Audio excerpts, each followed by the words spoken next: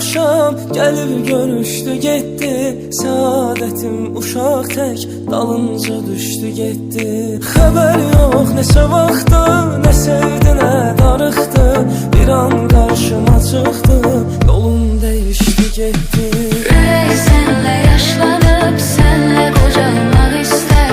Ümid sən ayrılarkən yanında qalmaq istər. Verəndə son qərarın, ömrümün ilk baharın. Əlindən ixtiyarın, gedərkən almaq istər.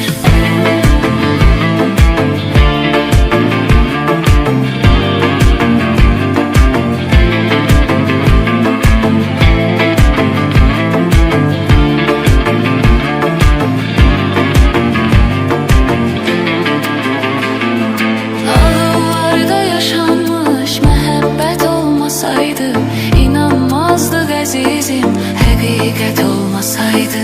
Rəvadırmı olanlar, bəs ağlımda qalanlar. Çox olmazdı yalanlar, zərurət olmasaydı. Ürək sənlə yaşlanıb, sənlə qocalmaq istər. Ümid sən ayrılarkən yanında qalmaq istər. Verəndə son qərarım, ömrümün ilk baharım. Əlindən ixtiyarım, gedərkən almaq istər.